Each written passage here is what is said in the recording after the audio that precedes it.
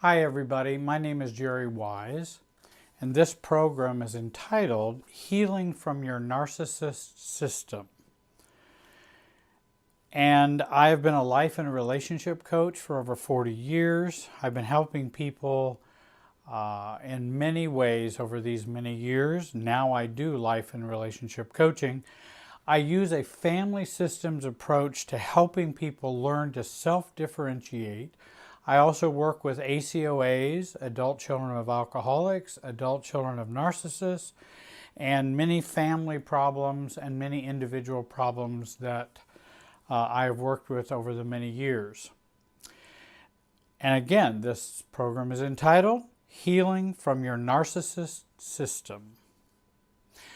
What I want to do in this program is to broaden your scope and to zoom out regarding narcissistic relationships. In using a family systems approach, I think it's very important that we take from family systems the ability and the theory to zoom out to see our relationships in context. And what that really means is our relationships, as we zoom out and include our family of origin at present, our family of origin in the past, and our current functioning in the present. And as we zoom out to see all of that, the narcissistic relationships that we have been in make a lot more sense. It also gives us the guidance and paths to exit a relationship with a narcissist and to heal and recover from narcissism and its abuse. There are many good books out there about healing from narcissistic relationships, offering some of the steps you can take to recover. They focus on your pain and you and your patterns with the narcissist. But they actually keep a rather zoomed in approach rather than a zoomed out approach.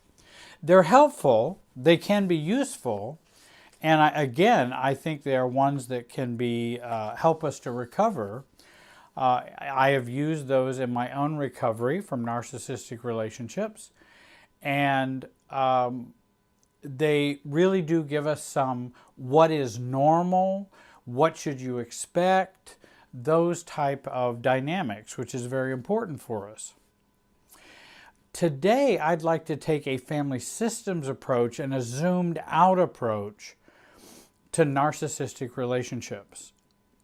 I want to use this family systems model to help those of us who have suffered painfully and who are in narcissistic relationships. Maybe you're in a narcissistic relationship right now, or maybe you've been able to get away from a toxic relationship and you're in the process of healing and recovery. The key point, one of the key points I want to make today is that a narcissistic relationship fits into a larger picture of our emotional landscape, or what we might say in family systems world, our emotional field. This awareness can help us out of a narcissistic relationship and can help us to recover. I and my associates train clients every day to look at a larger picture of their emotional life. It gives them more insight, more awareness. It shows them better the lay of the land and the map they're using to navigate problems and to head towards a healthier future. But if that map is incomplete, if their GPS is broken, if they don't see a broader perspective, then we will end up hitting our shin on the table. We will end up falling into potholes. We will end up tripping over things that we don't see. And that's why I think the more we see, the more we can recover and the faster. I urge those that I have worked with to take I've urged them to take in their life their family of origin life growing up, and current functioning in their family of origin at present. Take in all of that information as you're making decisions and as you're healing and as you're recovering. The benefits provide more objectivity, less self-blame, less naivety, or we might also say observational blindness. It provides more awareness and greater understanding for ourselves. Anything that does that, I'm for. And I think for example, a Bowen Family Systems approach is one that can provide much more help in that area, as it has for me. Seeing our lives from a bird's eye view, a bird's eye perspective, can really give us greater knowledge of ourselves and others, and give us paths towards a greater maturity, healing, and strength. One of the questions that I ask, and this is always a direction I always like to go, how does being in a narcissistic relationship fit into your family system at work within you presently? Now let me repeat that. How does being in a narcissistic relationship, or having been in a narcissistic relationship, fit into your family system at work within you? And I want to break that down just a little bit. In fact, let me use an example of Jeannie, who's a 50-year-old nurse, and she was raised by a narcissistic mother. She's married to a husband who's also a narcissist, or at least has many narcissistic traits. She continued to try to heal her relationship with her mother with hope and holding on to the fantasy of having the mother she always wanted. She continued to try to be good enough to change mom, to have mom get some insight, to perfect mom, to help mom heal, so that she could have what she always wanted and needed. Similarly, we stay fused to our narcissistic relationship as adults and to those toxic relationships to try to get that fantasy fulfilled. So it begins in childhood. Into adulthood, we continue to try to make that fantasy be fulfilled and to get the love, acceptance, caring that we've always wanted. And so we will fuse on to a narcissist who will reenact, and we will reenact what I had in my family of origin. And actually what I may be doing now as adult with my family of origin still. So it's not only the past functioning, it's the present functioning, and then how it fuses me to a narcissistic relationship. And I think thinking of it in those terms, I think there's much more chance of freeing yourself from that. Because if we can free ourselves from our original fantasy, pain, dreams, trauma, and abuse, then we are much less likely to fuse and to continue that pattern with an adult relationship who reenacts what I had many years ago and what I may currently be having now.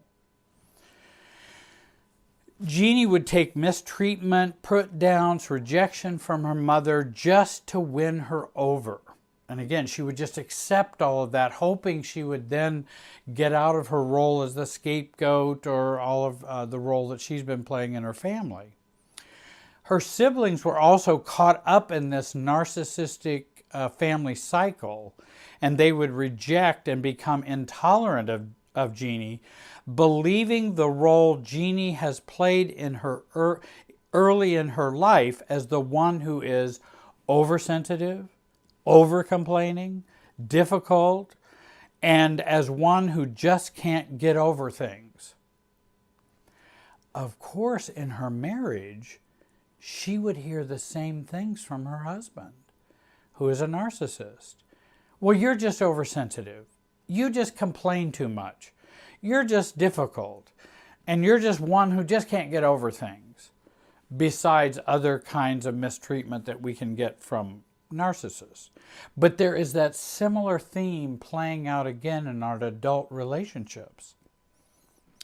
Now, her husband, again, would state those kinds of things that she had from growing up and in her present adult relationship and how her family operates within her as an adult. And he would say those type of things and accuse her of all the things that would just mirror what had happened to her when she was younger and as an adult. While her husband himself was unaware of how his behavior and his lack of feelings affected her and lack of empathy.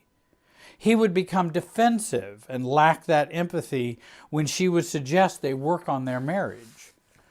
Well, of course, there's no reason to work on the marriage because you're the one with the problem, not me.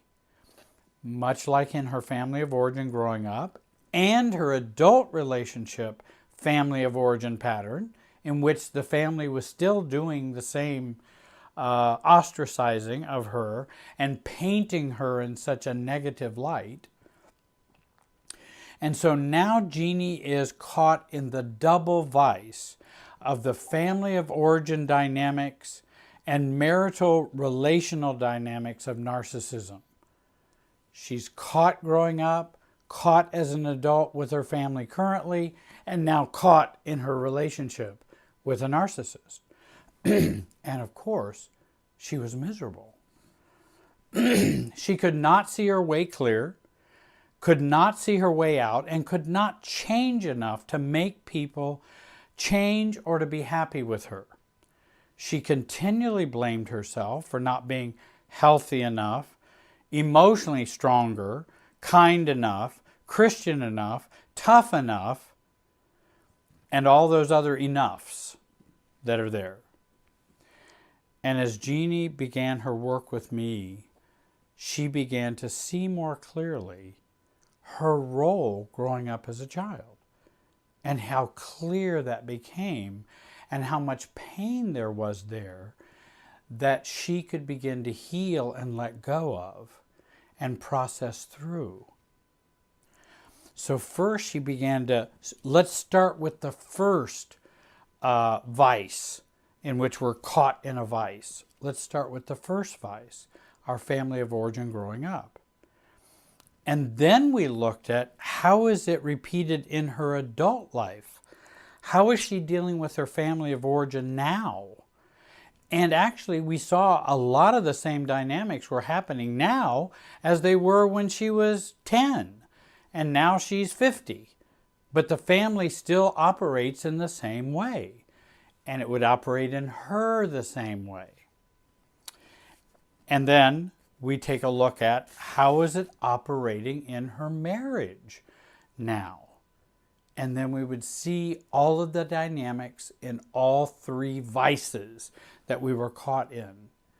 And so if we can begin to loosen that vice through healing and recovery, dealing with our pain, dealing with our beliefs, dealing with all of those, that inward work, then we begin to find that loosens up, adult relationship with family of origin loosens up, family of origin of childhood loosens up, and then we loosen up the relationship with the narcissist because we're not caught in this vice and this where we can't get out. We are caught in this situation that we cannot free ourselves. She also began to see more and more how her family of origin was still at work in her, that the family was still in there. Even though she doesn't live in the family, she has her own family, her own kids, grandkids, but the family of origin was still very alive in her. She would go to work, and if there was anything that would trigger her, like when she grew up, she would also have these triggering and reactivity. And so her family was still at work in her. Her family of origin was still creating systems feelings of shame, guilt, rejection, and abandonment. I would recommend you watch my video on systems feelings versus true feelings, because those systems feelings were imprinted long ago, and now they are there to keep us in the same role, to have us functioning in the same way in the family, because those feelings those feelings are the fences that go up that keep us in our box. Because if we feel shame and guilt, rejection, and fear abandonment, then we will behave the way we're supposed to think and behave within the family and keep our role going. Her family of origin was still creating systems thoughts as well. I'd like to do a video on systems thinking, systems thoughts, and our real thoughts. Her family of origin was still creating systems thoughts that she was bad, unworthy, never good enough, and defective. And she believed the way others saw her as being true. But that's beliefs that have been imprinted and are to stay in there, so you stay in your box and in your role. And the system needs you for the equilibrium and the homeostasis and the stability of the family. We need you to stay in that box. Don't you dare come out of it. So you feel what the system creates, you think what the system creates. That's very important. These unresolved feelings and thought patterns set her up for finding her husband who fits the family system within her to a T.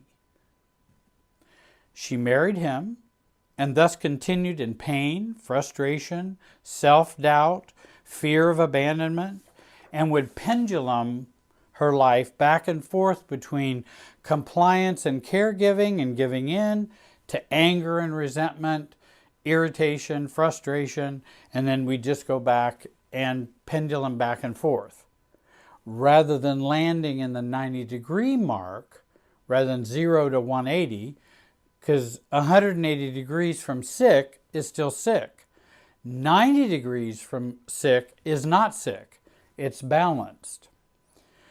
And so what she's been working on is, of course, her self-differentiation so she can live at a 90-degree mark and not pendulum back and forth, which only keeps the systems going and keeps the system going. If we're doing the pendulum life, that will just maintain an unhealthy, dysfunctional system. She lived a life of triggering from those unresolved wounds as a child, thoughts that she was taught, and the current wounds inflicted by how her family of origin operates within her even presently. And it was quite amazing to hear her talk about her family of origin and how they operate now, today, is almost identical with the way it was operating when she was a child. In her recovery and healing, she began to go inward and face her fears, her beliefs, her painful childhood growing up with an alcoholic father and a narcissistic mother. Her recovery took her to going inward,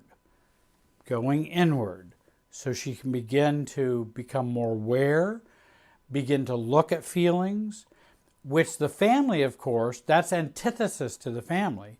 The family doesn't want to be aware and doesn't want to go inward and look at feelings. That's another thing we learn in a dysfunctional family.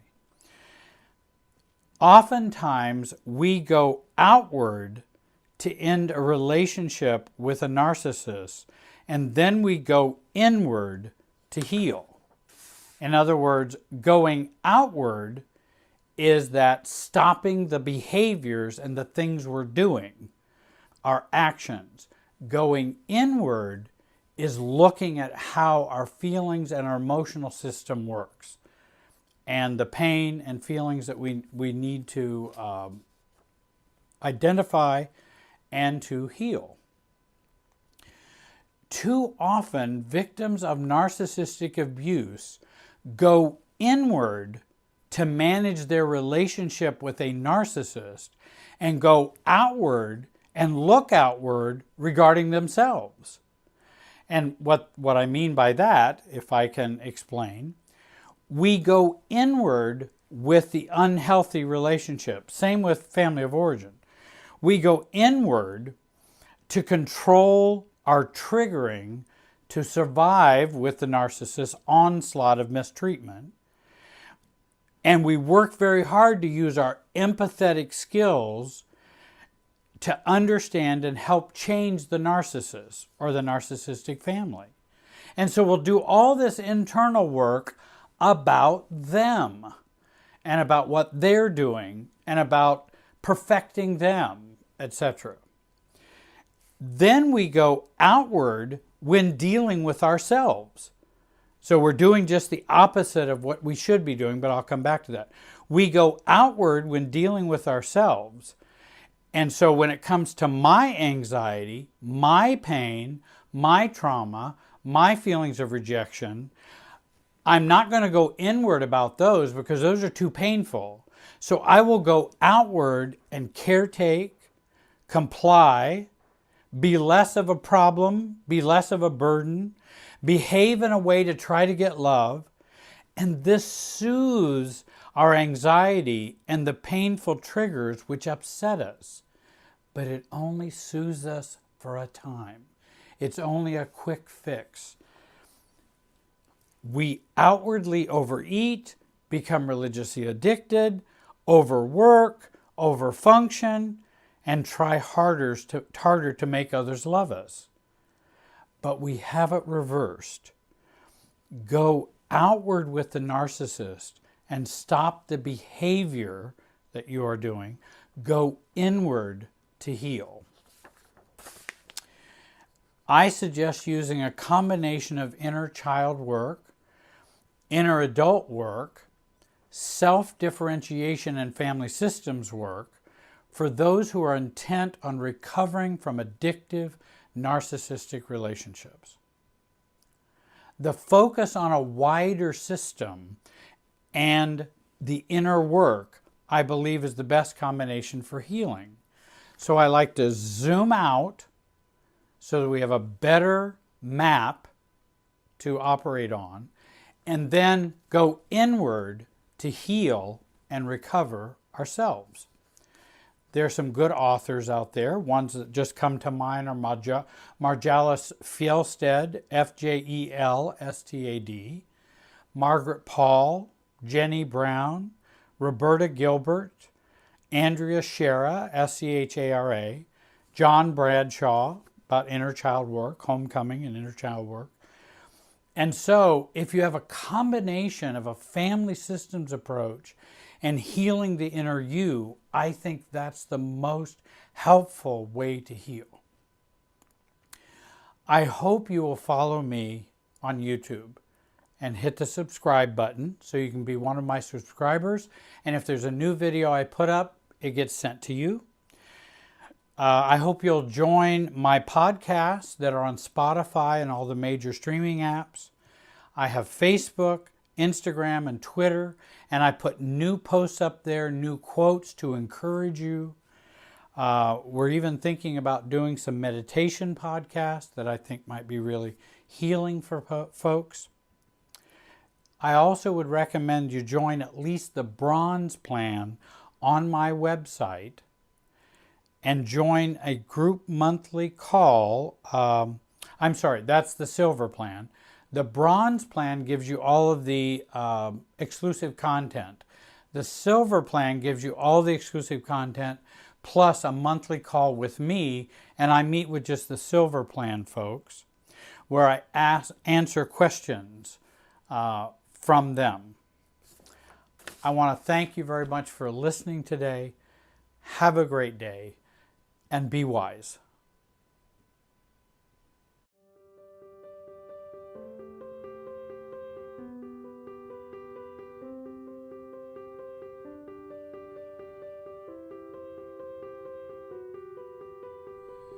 Hello. My name is Jerry Wise, and I'm a relationship expert and the director of the Center for Self-Differentiation. I do individual, marital, and family coaching. And I'll bet with this topic of this video, you probably don't hear much about this subject. The topic of this video is entitled, Over-Seriousness Kills Self-Differentiation. I have a lot of folks who contact me who are interested in learning more about self-differentiation and a family systems approach to being self and learning to increase your sense of self in a healthy way. And they are always talking to me about how they can improve their self-differentiation. So, first of all, what do I mean by over-seriousness? Over-seriousness is a reactive state when we become reactive, when we become immature, when we become naive, but it's a reactive state in which we enmesh through seriousness and intensity. This lessens our self-differentiation and clouds our self-awareness. It also indicates we're not very self-aware at that time. Recently I was watching the comedy series The Office, and in fact the whole series is based on a back and forth dialogue between Dwight, and you don't have to be familiar with the show, but Dwight becomes over serious so often. So does Michael, the manager. Many people become over serious at certain times, and it creates a comedy. And whereas Jim and Pam, who are characters in the show, are not quite so serious about life and are more flexible and are able to stay more themselves and not get caught up in the immaturity and the craziness of the storyline of the Office comedy.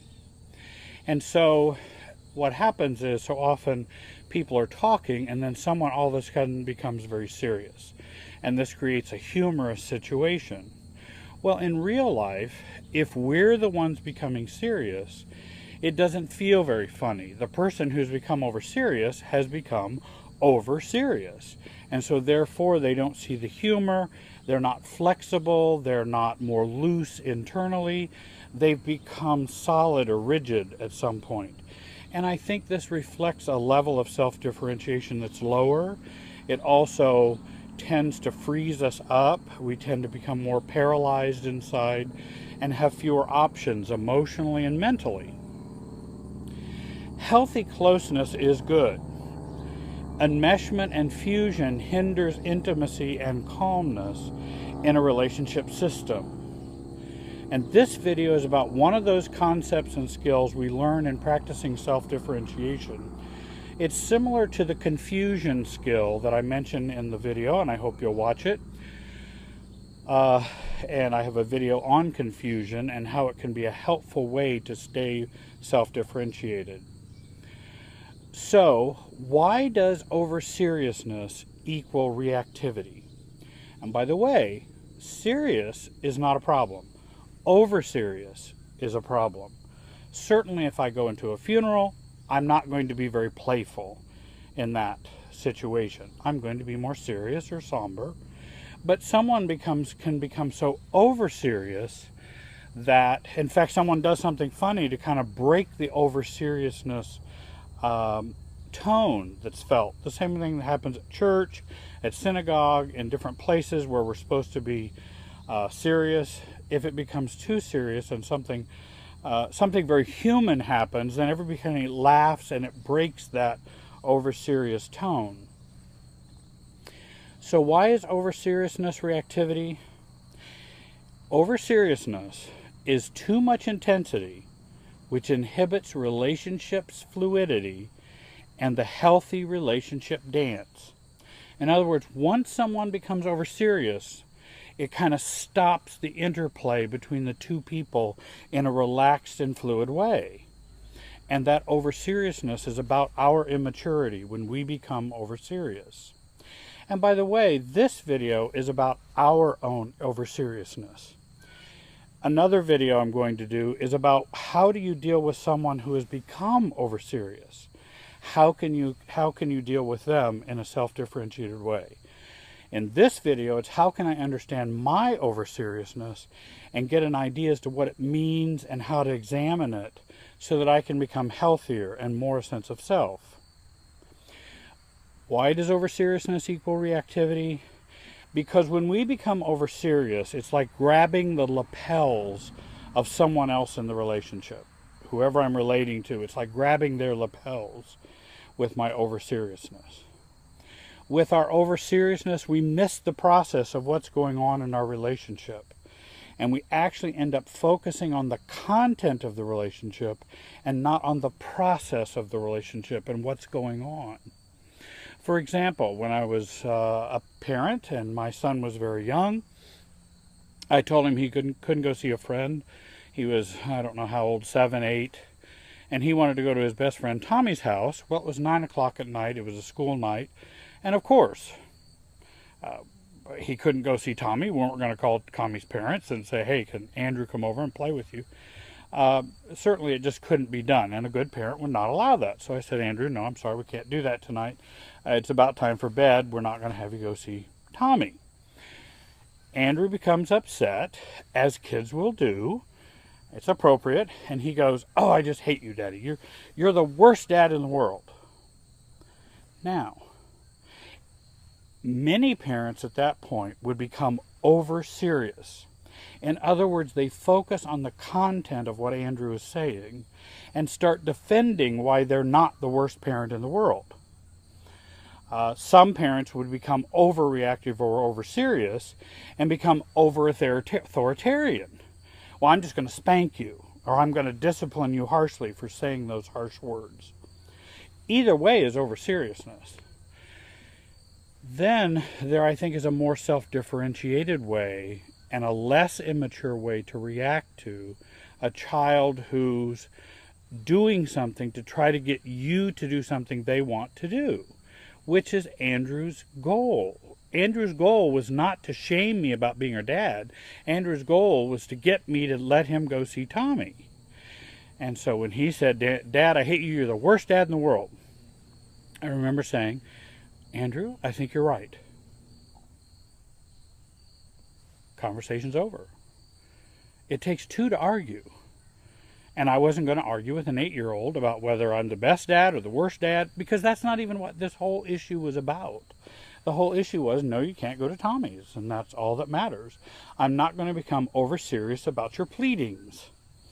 So, no, you'll just have to go up to bed and just remember you have the worst dad in the world, and hey, there's no other dads available, so I'm your dad, and that's the way we have to deal with it. So becoming over-serious can really cause problems in a relationship, for parenting, in marriages, because the same thing happens in marriages too. How many times do spouses say to other spouses, well, if I had a wife who was halfway as good as so-and-so, and it's just, it becomes something to get someone's button pushed. And in the world of self-differentiation, we don't want to allow our buttons to be pushed. That gives someone else too much power. And when we've grown up in dysfunctional families, we tend to have buttons in which we give our power away. And so with Andrew, I wanted to deal with what was going on, not what was being said. And so my response was about what was going on. In other words, he'd like me to get reactive so that he could win and either go to Tommy's or I would become upset. Well, I'm not going to do either. So I'm just going to agree with him. And that tends to diffuse what's actually going on without focusing on the content. Why does over-seriousness equal reactivity? Because when we become overreactive, we become less aware. And I know in the show The Office, and again, I hate to go back to that if you haven't watched that show, but you've known people like this. Dwight is the one who he's pretty immature emotionally, and he can easily be tricked. He's naive. He's not a dumb man. He's a very intelligent man, but emotionally his IQ is kind of low. And so people can trick him and do things like that. They do that to each other throughout the show. And so, with the when Dwight becomes over serious in a reaction to Pam and Jim, for example, he loses a sense of self-awareness and doesn't realize what he looks like, how he's acting. You can just notice a lack of self-awareness all over. Well, the same is true for us when we become over serious. Think of the parent whose child says, "Oh, I just hate you. I wish I had Susie's mom for a mom." And then your child's your child says this to you, and then you start going crazy and feel insecure and guilty because you're not as good a mom as Susie's mom. And then you start acting outside yourself. And then we stop having self-awareness. That's the problem. And we start looking odd or funny because it's not really us. We'll either overreact and maybe punish too harshly, or we'll go cry off in the corner, and it really becomes a situation in which we become self-unaware. Why is over-seriousness equal to reactivity?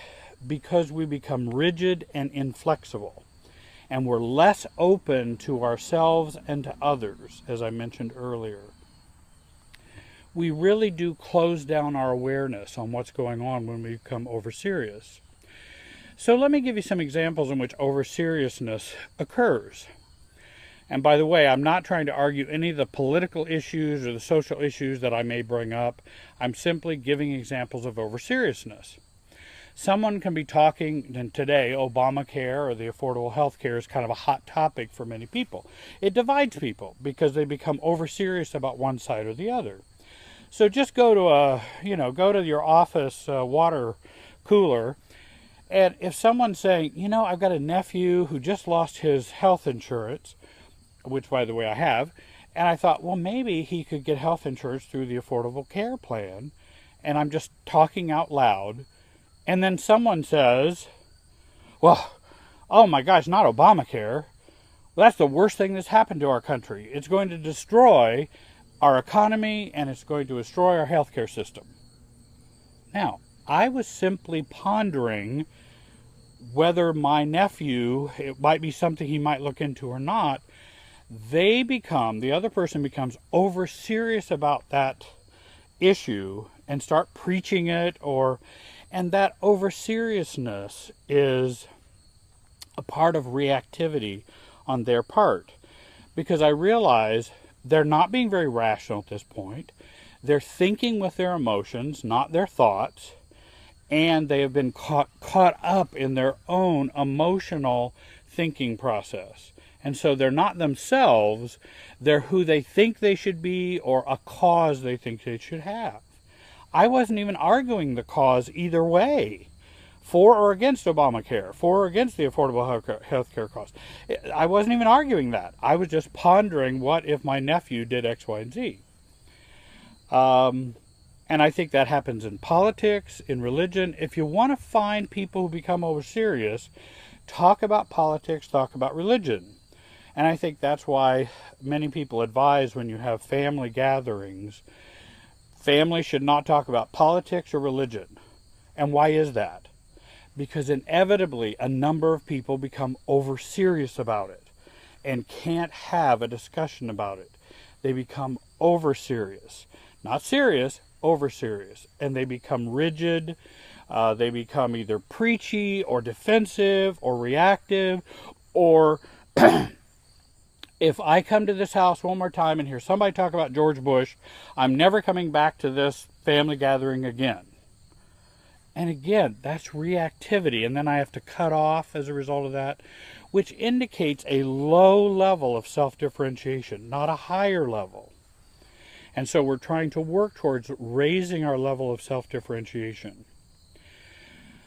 I think, so there are a number of religious and political issues that can cause reactivity or over-seriousness. The same is true in relationships. We can become very serious about that. For example, a husband is talking to his longtime wife. They've been married 20 years.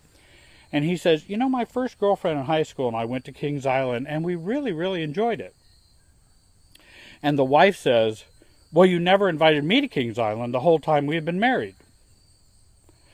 Do you identify the husband's making a neutral statement about the past, not that he wants to be with that girlfriend again, just a neutral statement remembering a positive time.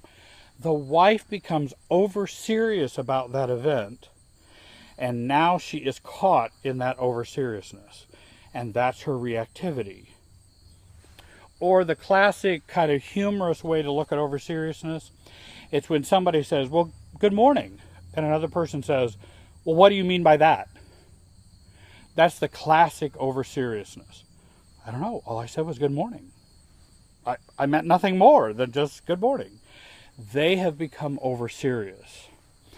If we become, what do you mean by that? If we're the ones saying, well, you never invited me to Kings Island the whole time we've been married, then we need to look at how over-seriousness plays out in our lives.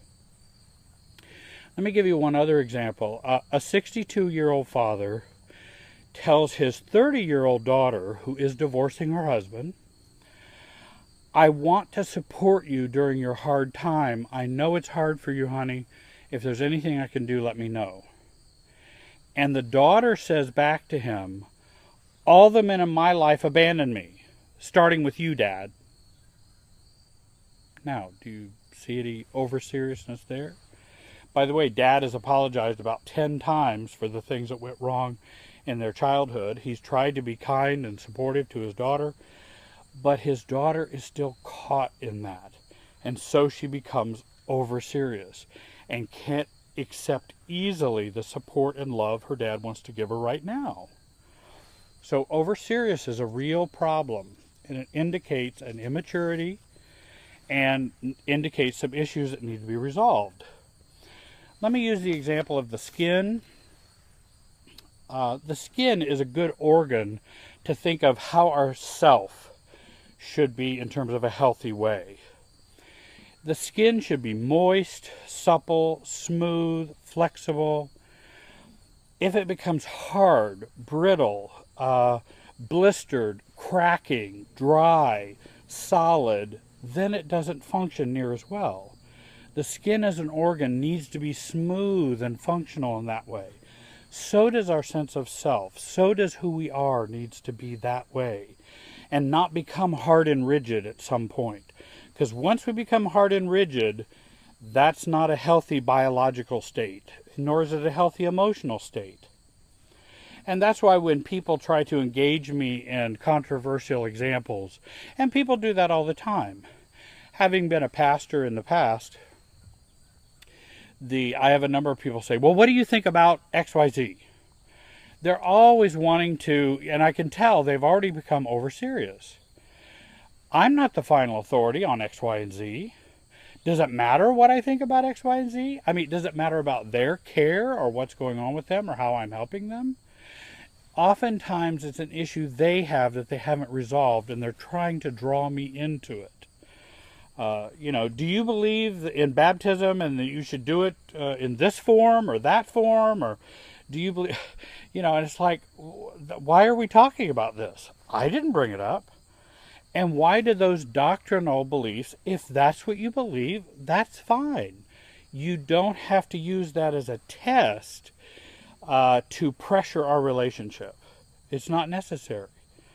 And that indicates to me some immaturity on their part.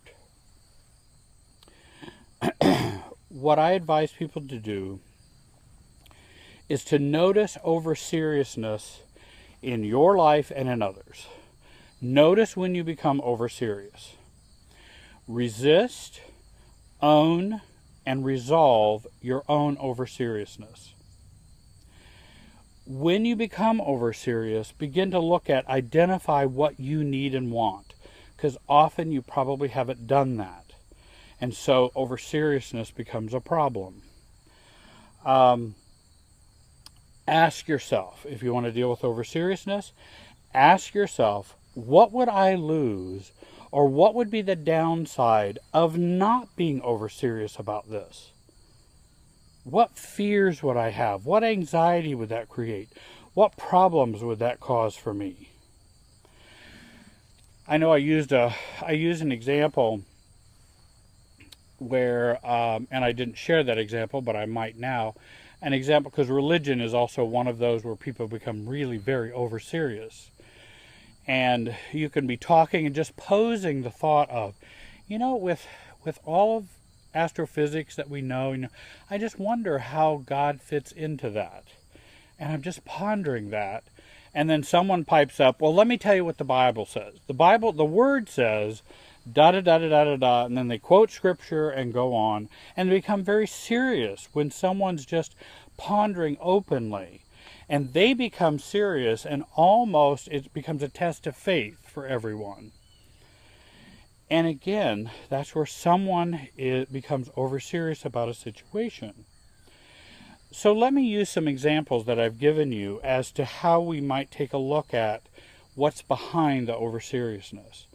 With the daughter and the dad, if the daughter did not become over-serious with her dad, if she were to think about that and go, boy, I really wanted to get upset with my dad, I really wanted to blame him for the past or whatever, and if I didn't say that, if I didn't get over-serious, then I would feel Dad would get away with what he did when I was a child and how he treated me as a parent.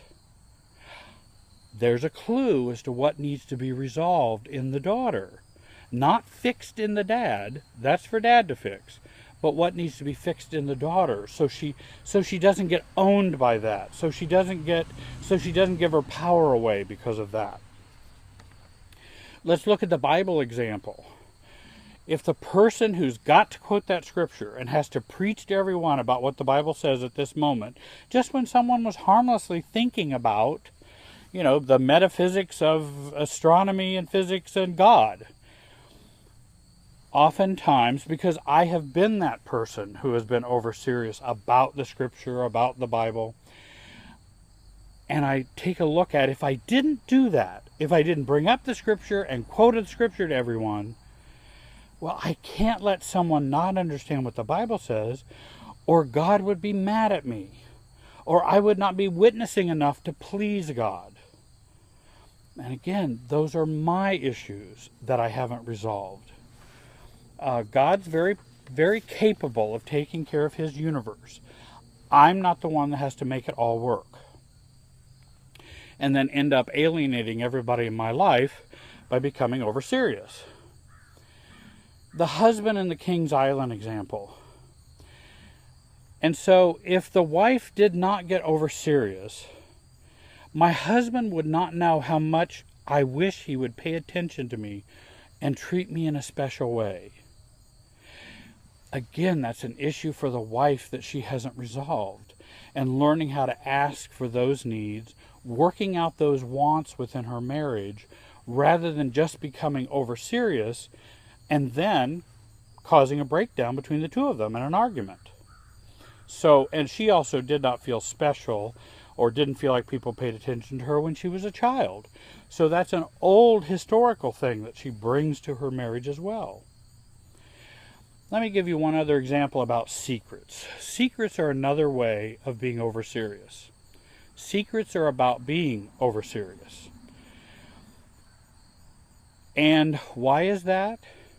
Because if I didn't keep the secret and I shared the secret, I would feel, if anyone knew the secret, I would not be loved, I would not be accepted, I would not be cared about, I would feel abandoned, shamed, or I would feel my shame or feel my guilt, and so I keep this a secret. Then, every time that issue arises, we become over-serious. And you've seen that in families before. You know the no discussion topics that families have? This is a non-discussable. These are the things we can't talk about in our family. Dad's alcoholism, my sister, I'm using an example of a family in which a sister got sexually abused growing up. We don't talk about that because a stepdad did that, so we can't talk about that. We can't talk about Aunt Mary's drug addiction. We have all these secrets that we can't talk about. And so therefore, anytime anything gets near that topic, everyone becomes over-serious. And of course, one of the best antidotes for over-seriousness is playfulness. I didn't mean silliness, I meant playfulness. In other words, I want to stay loose and not caught and stuck and connected. Which is why when Andrew says, Dad, you're the worst dad in the world, I say, you're right, I agree with you. I think it's horrible that you have the worst dad in the world. I'm being playful because I'm not going to get caught in what's going on. If you'd like help with self-differentiation, and if you'd like to learn more about being yourself and staying connected to others, give me a call, use my email address and contact me. You can find contact information on the screen. I do see clients in the office or online, and I hope you have a great day.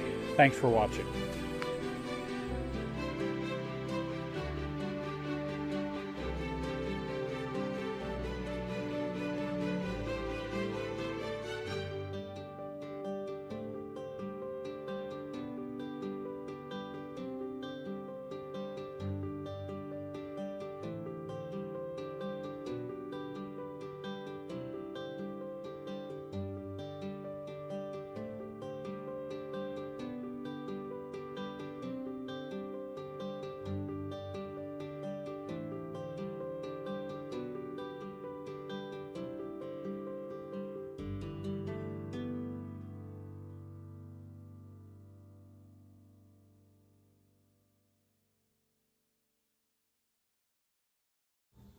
Hey, hi everybody. My name is Jerry Wise, and I'm a life and relationship coach.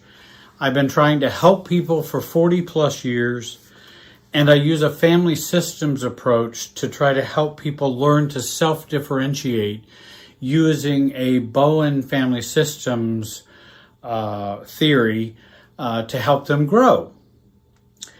I would like you to join my YouTube membership. It doesn't cost very much. It's as low as a couple of dollars a month to get exclusive videos that only members can see and benefits. Click join and click the bell on your screen now to get updated and see exclusive content. I just posted a free video on the first stage of codependent recovery. I'm putting stage 2 and stage 3 on the exclusive content. Stage 2 of codependent recovery is up now for members to watch. I work with adult children of alcoholics, adult children of narcissists, other adult children issues. I work with codependents and family problems, business problems. I do coaching for executives in businesses and in leadership. And in addition to that, I have a team of others who help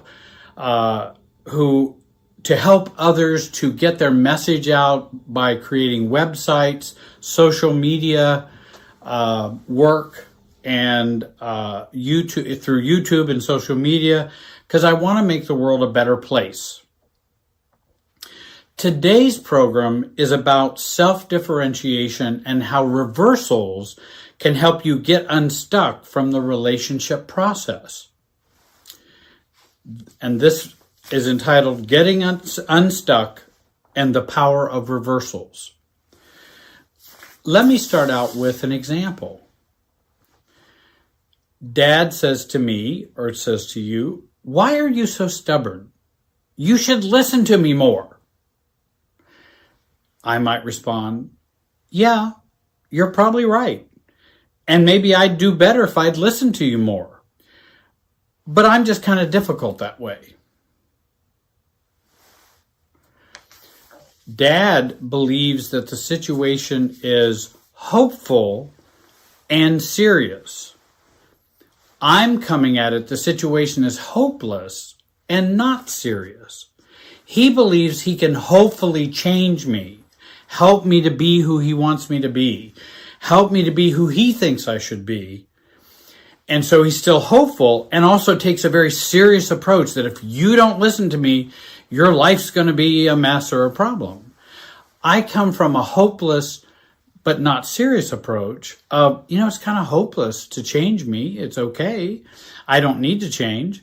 And actually, it's not all that serious that I'm a hopeless case. It's not that serious. This, again, is an example of a reversal. The purpose of this, and these responses that I'm going to give you several of today, are not to be snarky, not to be smart aleck, or manipulative, or try to change the other person. That's what manipulation is about. That's what smart alecky about, and snarkiness. It's trying to get that other person to change, or in a passive aggressive way kind of poke on them. It is stated to reverse or avoid the emotional energy coming your way to give in, to enmesh, to comply, or to change. Also, this is not reverse psychology. It is a self-differentiation move to free me, not to change them. And if done in a calm way, it often does not harm or do any negative to anybody.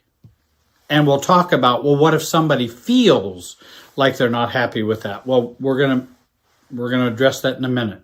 So staying calm and staying self-differentiated is the important idea here. A reversal in family systems theory is a move which frees you from the emotional bind and does no harm to the other. They may accuse you of doing harm, but in fact, it's really harmless. Just like the first response that I gave. That I didn't mean that for harm for anyone. And if Dad were to continue to say, you're just making fun of me now, right? Not at all, Dad. I might be better off listening to you more. And you may even be right. But I just don't choose to listen right now. There's no harm in me stating my position, and I'm not criticizing him. It's my choice that I don't want to hear his advice right now. And I'm doing that in a diplomatic, reversal type of way, in a calm way. And a reversal is answering someone on a different level. I'm addressing the emotional pull and push in the relationship in which I don't want to be pulled or pushed.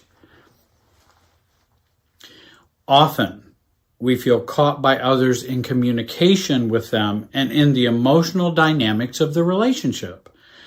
And we return to our ineffective, enmeshing, status quo seeking responses which raise the anxiety in the relationship or may lower it if we de-self. If we become codependent, then it can lower the anxiety, but I'm still stuck in the process. If it raises their anxiety by my response, just like those responses I gave previous here, if those raise the anxiety of them, that's not anything I can do anything about. That's up to them if they're going to feel more anxious about that or even more upset. I had no intention of doing that, but I know doing that in the system could produce that effect. But I'm not here to control all those effects. Even though it seems like I'm being manipulative, I'm actually doing the opposite. I'm not being manipulative. But in dysfunctional families, non-manipulation feels like manipulation. Manipulation feels like love or caring. Remember that. That's a very important rule. So I can either give in or I can resist. Either can be injurious to us. I don't wish to give in, and I also don't wish to resist. I want to be like a matador. And I've used this example, I think, at times, where when you have the bullfighter, the matador, we don't hold the cape, the red cape, for the bull to come here and hit us. And actually in our responses that we give that are reactive, angry, frustrated, all those kind of things, we end up getting gored right here. In the responses I give, I wanted to step to the side and let Dad's comments go right on through, while I stay calm and say, well, you're probably right, but I don't choose to care about that today. You know, you may be right, but that's just not what I choose to listen to right now. I'm not being mean. I'm just being myself. I'm not being angry. I'm not criticizing him for doing it. I'm just allowing those comments to go right on by and not gore me here inside and get me reactive. I can just feel defeated, that Dad will never understand and let me live my life as I choose. Or we can resist by defending ourselves or complain to Dad why he shouldn't do this. You know, I don't know why you keep saying I should be doing this and should be doing that. I'm just so tired of you doing that. Blah, blah, blah, blah. All of those comments, all of that reactivity, all of that response only keeps the enmeshment and fusion in place. And we stay stuck to Dad, Dad stays stuck to us. And now it's highly charged. I wish to bring the charge down. I wish to bring the electronic current down in the relationship as that current is flowing through the both of us. And reversals are meant to change the polarity of that current than what it was before. I want to make a change in that polarity. Again, the content is not the problem. So what that he thinks I'm stubborn? It is the emotional process, the push and pull that gets to me. You know, somebody calls me stubborn. Why do I care about that? Okay, if you think I'm stubborn, then I'm stubborn. Okay, no problem. You know, but it's when I get engaged and reactive to it, then it seems like the content somehow is the problem. That's not the problem. It's the emotional process that's happening between the two of us. It's the enmeshment that's happening. You should be listening to me. You should do what I say. And I feel like I should be listening to him because I'll feel guilty if I don't. Or I'm ashamed that I'm not listening to him. Or I might choose something different. We have gotten caught up in this pattern, which I call the controlling, trying to change, trying to avoid upset pattern. We'll either control or we'll try to change them or us, trying to avoid the upset pattern. And I was going to give an illustration. I didn't grab that. I think some of you are familiar with the Chinese finger cuffs that are bamboo and they're all crisscrossed. And we played with them as kids. And when you put your fingers in them, you put your fingers in them and the cuff is on, the little tube. And then the bamboo starts to get tightened as you try to pull apart. So you go, ooh, I'd like to get out of this. So we pull apart and what happens? It just gets tighter. What we learn to do in reversals is to push inward and then free ourselves from the cuff. Because if you push inward, it will loosen up the bamboo and you then can be free. But it's counterintuitive because what's intuitive is for us to pull like this and we don't get out. It just becomes tighter. Reversals are a way in which we reverse our movement from the emotional movement and flow from pulling, trying to get out, to pushing in to get out. We use reversals as a way in which we reverse the polarity of the emotional process, and we detach by responding to what's going on and less to the content. I'm not going to argue with Dad about whether I'm stubborn or not. Why are you going to argue about that? If that's his belief, okay, that's his belief. And as I always say, it doesn't make my pants fall down if he believes I'm stubborn, or I won't listen to him and it's bad that I don't listen to him. Well, okay, then why is that going to bother me? We respond to the pattern and not to the message. And many times we'll get caught up in the message or the content and not see what's actually going on, which is the push and pull in the relationship. We learn to do this to avoid symptom sharing, and I talk about that in other videos, and to avoid self-sharing, where we're sharing just oneself, or where we de-self and just are codependent and just give in and comply.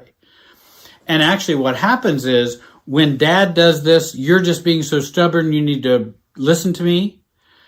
That's you're being more stubborn and need to listen to me super self, and you need to be a part of that super self. You should not be yourself. You should be a part of this super self of how we see things and how the family see things. Well, I don't see it that way. I don't have to see it that way.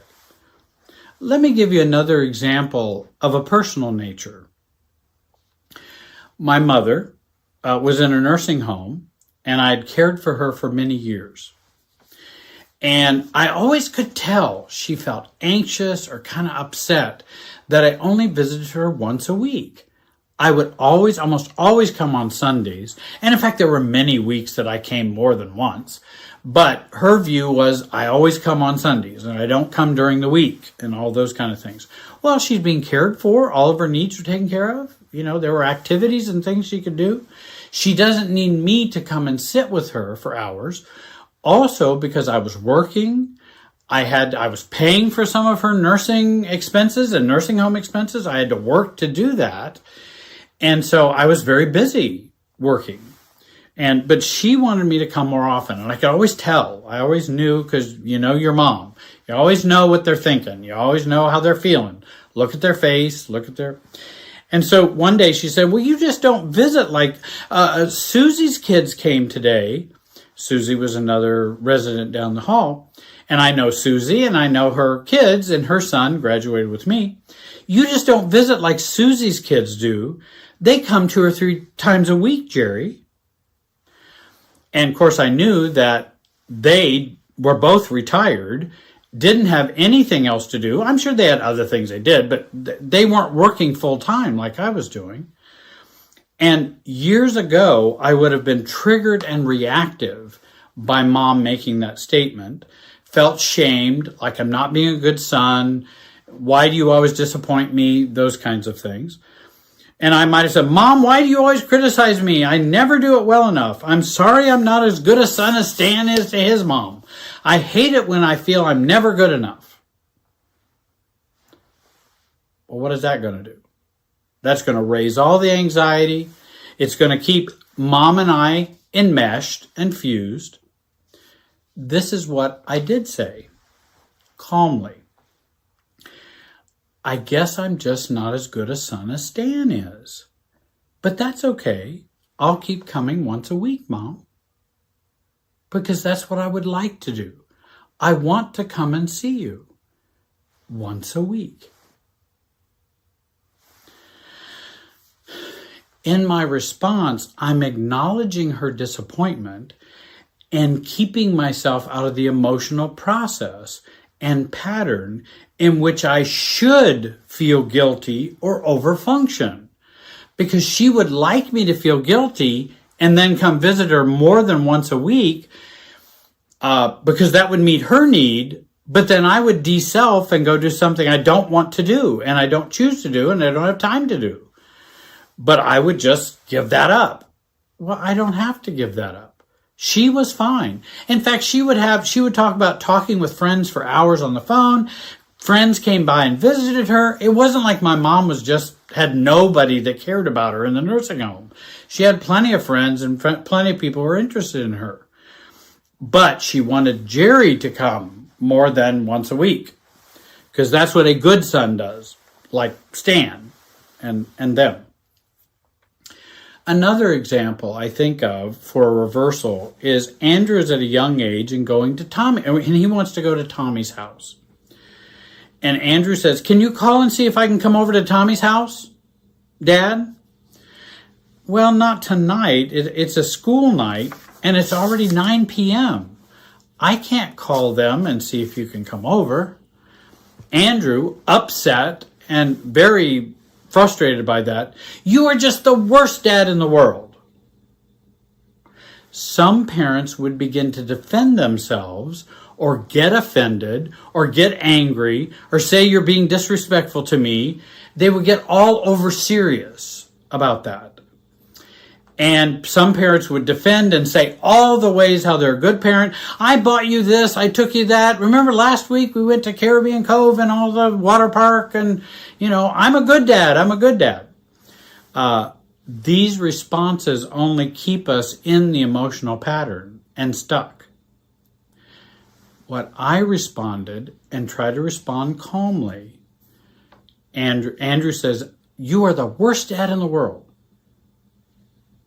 Andrew, you're probably right. I neither defend nor resist, nor do I fall into the process trap. And now some might complain or say, well, Jerry, aren't you telling a lie to your child? Really? Am I really lying to me when I say you're probably right? Aren't you reinforcing untruth? Again, over-seriousness at work. It's not about the truth. It's about what's going on between Andrew and me. It's about the process. The meta level rather than the micro level that's going on. And I want to address this other level.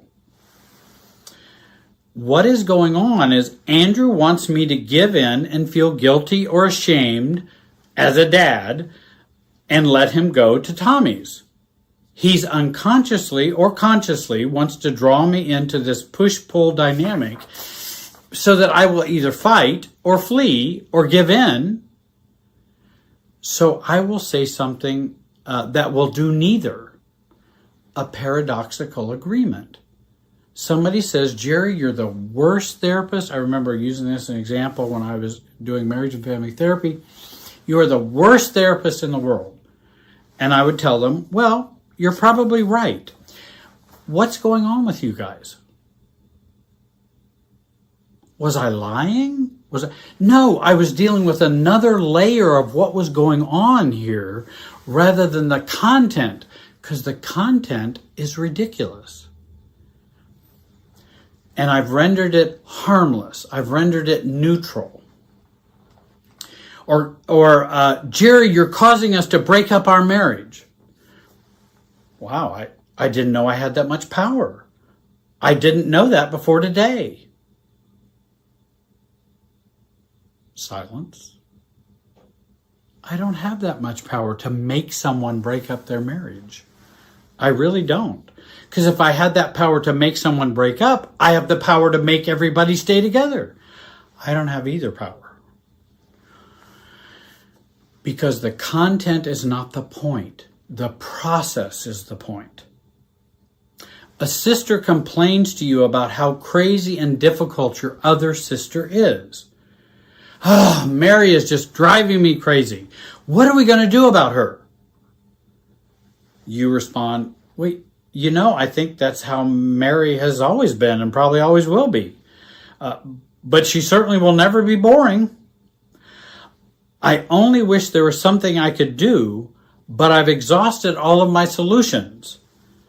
And what are you having for lunch, Susie? And I state that calmly, and I state that because I'm responding to her high anxiety with my calmness and stating that, playfully, I don't have that much power to change Mary. I really don't. And that's where the situation is hopeless to your sister, but it's not serious. You're right. Mary is crazy, or she always will be, but it's not serious. I don't think we have to get all worried or frustrated or concerned about that. It's been 50 years that she's been this way. I'm not sure there's a catastrophe today about that. It's just you've gotten fed up, sis. That's what's happened. She's gotten you all upset. My mom would say, I just don't know why you and your brother, Jerry, just don't get along. Well, I do, Mom. We've never gotten along, Mom. He is crazy, and so am I. But for us to change might be pretty scary. Oh, Jerry. Well, okay. And she feels I'm doing harm. There is no harm in saying that. Actually, it's probably pretty accurate. And I wasn't condemning her. I was just staying out of her angst and her anxiety about me and my brother's relationship. I want to stay out of that. Let her have the anxiety and keep it. If you want to feel anxious about Jim and I never getting along, you're free to do that. I mean, you're free to be anxious about it all you want. I'm just not going to be anxious about it. So I'm going to come to you calmly and say, hey, I've done all I can do and things are fine. I'm crazy, he's crazy, and the world's going to keep on spinning. Someone says to you, you always make me feel so bad and so hurt. Well, I'm sorry to hear this. It must be really awful. Silence. That's benevolent concern. I can't, I don't know of anything I've done to make them feel bad or to feel hurt that I know of. They could communicate that with me, but instead they just said, you're making me feel a certain way. Well, I'm sorry you're feeling that way. I'm not in charge of your feelings. And I don't take responsibility for your feelings. If you're feeling that way, then come and negotiate. If there's some way in which you feel bad or hurt by me, let me know. And that's that benevolent concern that's kind of a reversal. We want to stop trying to make others feel better or change their thinking. That's not our job. Stop trying to be heard and understood and accepted. That will only keep you in the emotional process while arguing about all the ridiculous content of it, the words, rather than the emotional process. We also want to address the perceived control or harm that others might be feeling and thinking. Oh, I just wish I could just trust you. Well, I wish I were powerful enough to change that in you, honey. I wish I were. But I'm not powerful enough to do that. If there are things that I'm doing that are untrustworthy, you'll have to let me know, or you perceive them as so, but otherwise I can't change those feelings. When someone has trust issues, they want others to take them out of their untrusting state. Trust is something we do and we give, not something others do to make us feel trusting. Now, I understand people should behave in a trustworthy way, and there are people that don't behave in a trustworthy way. But I'm not going to have trust issues if someone's not behaving in a trustworthy way. I'm just not going to trust them. That's not trust issues. That's just trusting about the facts. But trust issues are issues I have that I want you to fix. That's what trust issues are. And often those come from our family of origin and from a long time ago.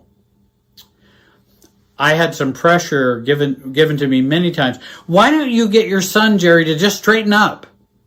You need to have a talk with him, Jerry, and get him to live right. Well, I wish I were powerful enough to straighten him up. I think you have way too much confidence in my ability to change a 34-year-old. Way too much confidence in me being able to do that. They wanted me to feel shame and guilt so I would go do something and change the situation that they're feeling anxious about. Many times I could say, well, why don't you give it a try? Why don't you go talk to Andrew? That'd be okay. See how you do. That's fine. I know I've done everything I know to do. And I just don't have the power to change a 34-year-old.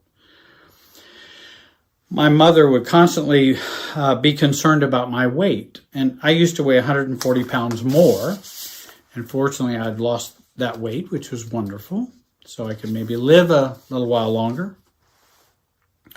She would obsess about it and make comments every time she had a moment of anxiety about it. And actually, that happened with all of us as siblings. she was always worried about weight all the time. And then bring in a chocolate cake and said, here, eat this. And then go, Jerry, you're getting, Well, she would say, Jerry, I'm just so worried about how big you're getting. Now, this might be in the middle of a conversation, which we're talking about totally something else. She gets some anxiety about weight and just interrupts the conversation with, I'm just so worried about how big you're getting. Like, what? Where did that come from? Mom, I know you worry about my weight. I'm glad somebody does. And that allows that situation to go right on through. I am neither pushing nor pulling, nor condemning, nor criticizing, nor blaming, nor I'm not doing any of those things. Or someone says to Denise, Denise, when are you going to grow up and stop dating that stupid fiance of yours? Well, Dad, I'll be sure to put growing up on my calendar. I don't know that I have that in there. Well, you're just so frustrating and sarcastic. Well, at least I'm not boring, Dad. And stay silent. Or someone, and I have many clients where this is the case, all you do is cause problems in the family.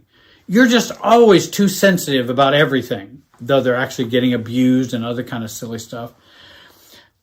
Well, yeah, that might cause problems, but I'm pretty harmless, Mom.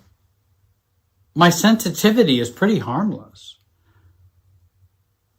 Because I'm not going to take on their anxiety and concern. I'm going to leave it with them. And I've always liked this one. What? I know you just don't love me, Jerry. And I remember a pastor getting that. And I say, really? How would you know? Because only I know whether I love somebody or not. Now, I hope it comes out where you can see it, feel it, experience it. But even if it doesn't mean you know whether I love you or not. Only I do. Nobody else knows. Only I know whether I love you or not. Mom would ask me, have you called your brother lately? Trying to get us to have a better relationship. Well, Mom, Jim and I just don't really get along. I don't think calling him more will change that. Oh, Jerry. How's your day, Mom? How's everything going? And we're going to move on. A sister tells you or asks you, who's always intrusive and kind of enmeshed and intrusive into your life, tell me what this new job is about that you are looking at, and how much are you going to be paid? Because I'm worried that you will be accepting too little. And you might respond calmly, I know, sis, you would like to know everything about my life. It's pretty boring. And I want to talk about us and not about my job or this potential job. Oh, so you're not going to tell me? I'd like to talk about other things, sis. I'm your sister. I don't know why you can't just tell me. Because I would prefer to talk about other things. I know you worry and fret about me. I've decided to deal with my own job search and my own salary. And I know you care. What's for lunch? I hope these examples today have been a help to begin to think a little differently about your responses in relationships, to free you from some of the stuckness that you've had.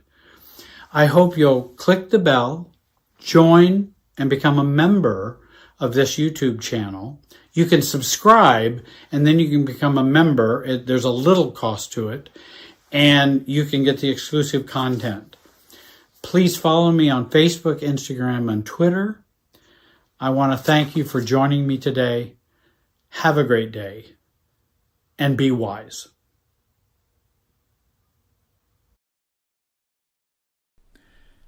Hi, my name is Jerry Wise, and I'm a marriage and family expert. I'm the director of the Center for Self-Differentiation in Carmel, Indiana, on the north side of Indianapolis. Today's video is entitled, Setting Boundaries Doesn't Mean I Don't Love You. I was working with some clients and we were talking about boundaries and setting boundaries, and I was helping them to strengthen their boundaries with their parents and their family members. Because if we can do it there, we can do it with many other relationships in our lives, because those are some of our core relationships, because that's where our beginning self-differentiation comes from. We were imprinted by our family of origin. If we make changes there, it affects all of our other relationships. Often clients have such a difficult time with boundaries because of the underlying messages they believe boundaries communicate.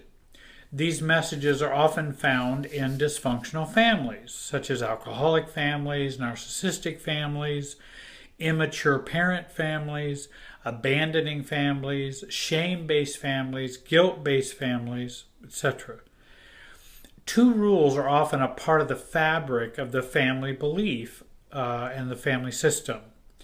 This carries over into even how we do boundaries with co-workers and bosses and friends, because we have these two core beliefs. Number one, having no boundaries means you love me or care about me. Having no boundaries means we're connected and we care about each other. Number two, being anxious means you care and are connected to me or the family. So we have to remain anxiously connected to people to feel okay. Now, if you don't believe me about these two rules, just try living by these. Just try not living by these rules. Declare some boundaries or become very calm. Become very calm or declare boundaries and see what reactions you get from other people. If you're very calm, you'll be perceived as being cold, unloving, and you don't care about me. Anxiousness, worry states, and all of those types of things indicate that you matter to the other person or they matter to you. And that's kind of a test in dysfunctional families. And then, of course, boundaries are a part of having a sense of self. And a sense of self does not work well in dysfunctional families. It's perceived as a threat, for sure. What I found over working with over 38 years of being a professional marriage and family expert is this. Why boundaries often do not work is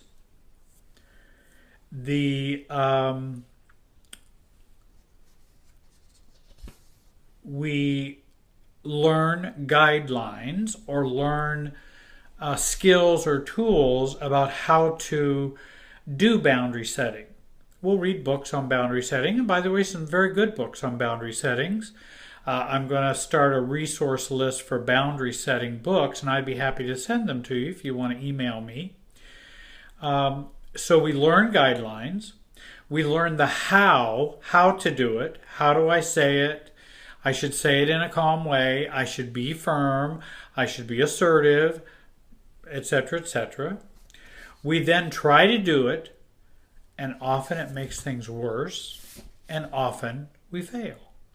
And most folks don't know why. I did it by the recipe. How come the cake didn't come out as I baked it, and as I cooked it, and as I made it?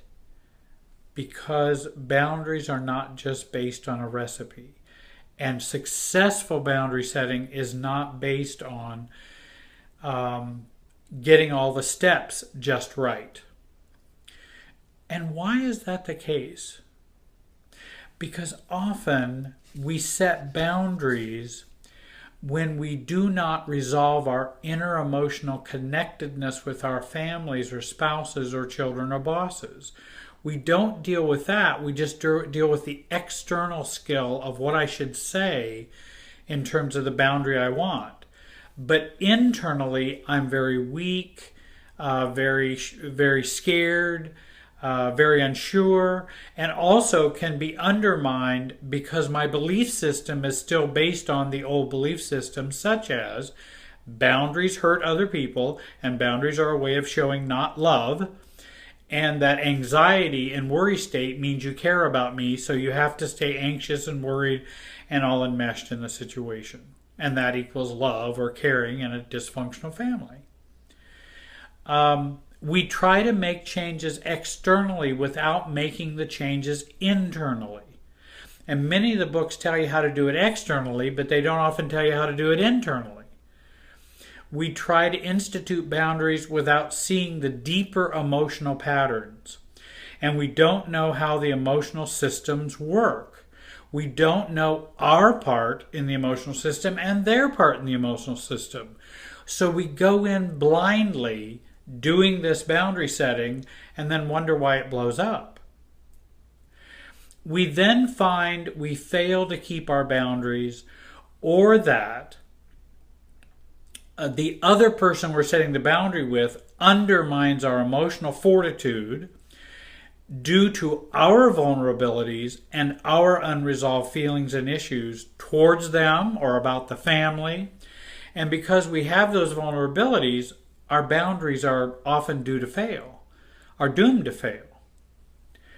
When we grow up in enmeshed or emotionally fused families, such as all the ones that I mentioned above, any differentiation of self or self-differentiation is viewed and felt as a threat, a discount, a disloyalty, an unloving act or abandonment. And then for many, even as an aggressive act. How dare you ask me to only call you 3 times a week rather than 20 times a week? Don't you care about me? And it becomes almost a threatening act when you say, hey, I can't talk to you 12 times a week. I don't want to, and I don't even need to. There's no need for it. But because we can't set boundaries, because we're afraid of what the other person is going to think about us. Because we're still stuck in that dysfunctional family paradigm. When we grow up in families which have some toxicity, just try to be a self or have a self in these families and see what happens. Let me give you some examples. Decide to take a Florida vacation which includes Christmas Day and not attend your family gathering. See how people respond. Decide to visit your out-of-town family and express that you would like to stay in a hotel and not stay with your family while you're there. Because they're a narcissistic family, or they're mean, or they're drinking, or whatever they're doing. Try to do that and see what kind of reaction you get from that. Have your mother say, you had a better childhood than many kids in third world country. Even though you grew up in an alcoholic home, abusive home, narcissistic home, codependent home, a disapproving, critical home. And then say, but Mom, we didn't live in a third world country. Or say, Dad, I can decide what my experience was growing up for me. I'm not blaming you or Mom. I know you cannot change it. Nor is it your responsibility to make it right. I have to work through it. I understand that. But my experience of my childhood with your drinking dad and Mom, your interaction with Dad, was much different than the way you see my childhood. We see it differently. This is having paradigm boundaries. This is declaring that you see it differently and have a right to. I'm not blaming them. I'm not accusing them. I'm just owning the paradigm and the reality that I experienced. For another example, setting boundaries to protect your family from a toxic parent. Recently I had a situation in which a son says to his mother, or we were actually practicing doing this and dealing with all the steps that I'm going to talk to you about in just a minute, and using all those steps so that he could say these things, mean them, and hold to them. A son says to his mother, Mom, you know that Sarah is pregnant with our first child. I would like for you to deal with your anxiety in a different way than to call Sarah every day to express your worries and your fears about what will happen and what I'm doing wrong. I also want to say that we will talk again if my wishes are not followed. And if it continues more, then there will be changes. I care about you, but you must choose other ways to deal with your anxieties and your worry about what I'm doing. Maybe seeing a therapist, a coach, a counselor, a pastor, or expressing your fears or displeasures with others rather than Sarah would be my request. But that's your decision, and I need to express that my wife and new child comes first, Mom. Remember, setting boundaries is not simply a request for someone to change their behavior towards you, or to simply respect something about you, or to ask them to restrain themselves from certain actions. Boundaries are a request which affects not only behavior, but an entire emotional system. Knowing how this emotional system works is critical and will give you leverage and knowledge about how to keep your boundaries in place and what to expect from others so you can handle yourself in the family or emotional system to remain differentiated and to keep your boundaries. Remember, for each boundary set, there's an equal and opposite force against your boundary in any family or emotional system. The system is built to maintain the status quo. A boundary challenges the status quo. Know this and keep that in your mind. Plan for this. Lessen your vulnerabilities and bolster your sense of self. This can all be learned and practiced in a new emotional paradigm, and a new emotional paradigm can be achieved, resulting in self-differentiation. I've seen it 1,000 times. I know it's possible. I know if I can do it, anybody can do it. Coming from a background of being very codependent, worrying always what other people thought or felt, not being able to set boundaries, never being able to say no, I know what it's like to be stuck in that. Many of us fear setting boundaries. We have tried and failed so many times. We've tried and had fierce resistance so many times. We've tried and suffered many consequences from many family members or others as a result of setting boundaries. So we all have some boundary setting phobia. Now, so what is the process of overcoming this boundary phobia? Learning to set boundaries with others involves these steps and processes. Understand the emotional system and predict others' reactions to your boundary setting on any particular issue. This helps you to prepare for and deal with others' false hurt and others' false victimhood. Also, there are some great readings on this to help you understand emotional systems much better. I'd be happy to send that to you. If you send me an email, I'll send you a listing of resources.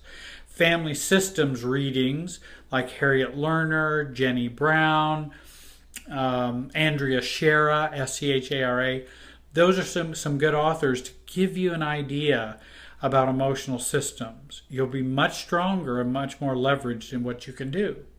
Second of all, understand how I function in this emotional system and predict my reactions and prepare for my false guilt, my false shame, and my false disloyalty or false unlove. Because it's not true unlove, it's false. It's not real shame. Should I feel ashamed when I tell someone or a family member, no, I'd rather not go to that event, but please ask me again. I'd be happy to do something. If I feel guilt by saying no because I really don't want to go, that's false guilt. It's not real guilt. It's systems guilt. It's a guilt that was created by the system. Thirdly, prepare to stand firm and learn to do nothing to ease the emotional system's reactions. Learning to stay non-reactive, calm, and focused on self versus others. And that's what I often find when people often are setting boundaries and they're new at doing it, and they read a book on setting boundaries, so now they're going to do it.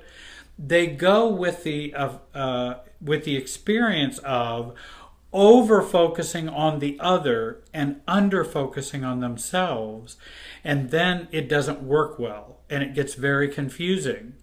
And they're always trying to worry about what the other person is going to do. But they don't know themselves well. And I think the goal is to know the other person and to know you, and then maintain self. Boundary setting takes planning, especially when you're dealing with toxic families.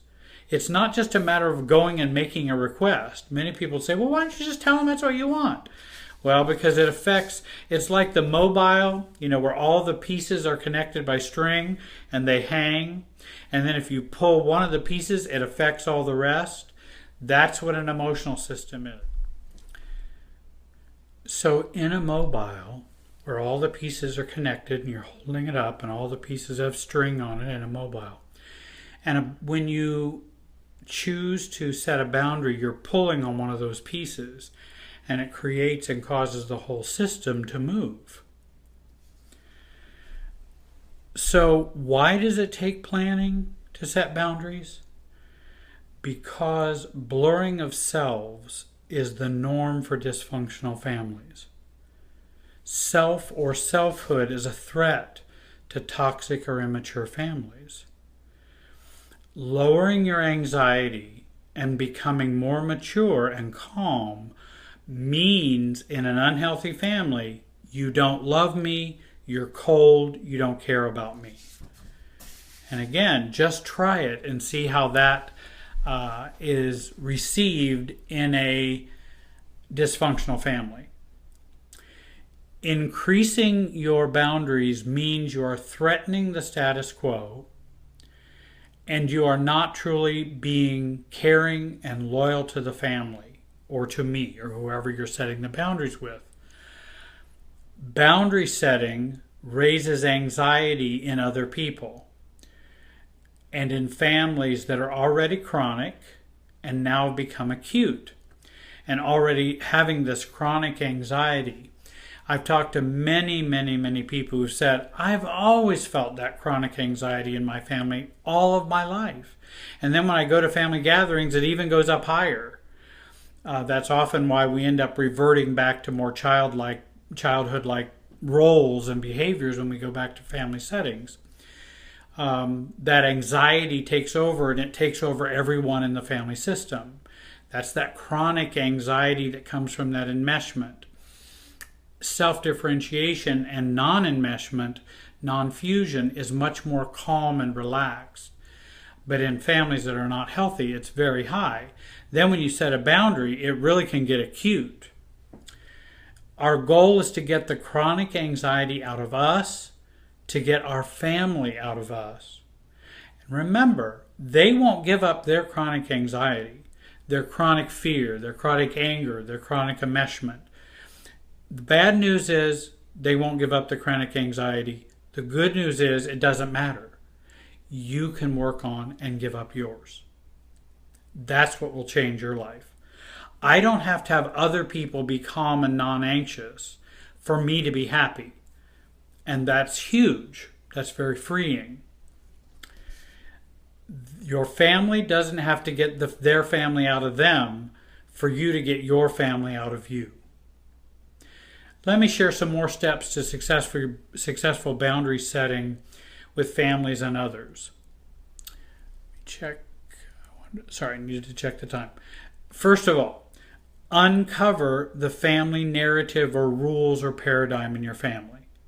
This is how I work with clients to uncover that. What is the family paradigm? What is the narrative and the rules for this family? Secondly, disbelieve them. Begin to disbelieve them.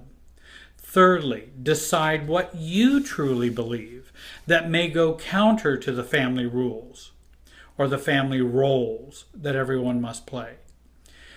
Predict your reactions and their reactions. Most people can predict them very well. I'll do role plays with clients and I'll say, okay, now you be your mother and I'm going to come and share with you, by the way, I want to, I won't be coming to that mother-daughter banquet that I really don't want to go to. And then they play their mother and they can share their mother's reaction almost to a T. People know what to expect in terms of the reactions of others. So you can anticipate their reactions. You've lived with them for years. You know how they're going to react. Also, you can predict how you're going to react emotionally. And that's learning the family system, learning the emotional system. This will give you leverage and a way through. Decide what steps you will take to counter these reactions. Reduce your anxiety and increase your tolerance to calmness. Remember, guilt, worry, anxiety, and shame states do not equal love or caring. Communicate the boundary. Decide what follow-up action you will take consistent with your beliefs and about what family rules should be and what norms should be. Resist rescuing the object of the boundary or the person of the boundary. Resist it by not fixing, not soothing, not making up with the family, simply doing it out of reactivity. That will only maintain the status quo. Let time pass. And then repeat those 11 steps again. Obviously, this is only a 15-minute video, and I can't offer you all of the things that we can do to make boundaries successful. Or in your particular situation, how you would work on learning to set and stay firm with boundaries and have a successful outcome. But I wanted to give you a taste of how successful boundaries are possible and why our attempts in the past have not worked. Call me, email me. My contact information is on the screen. It's on the YouTube paragraph down there. I'll send you information about me and my services that I offer and free resources for helping you with boundaries. I offer Skype and FaceTime coaching and professional help with clients who I have all over the world. So as long as you can speak English, I'll be happy to work with you. No longer are people stuck with the professionals in their area who are experts. You can connect with the best experts now online. I want to thank you today for watching and have a great day.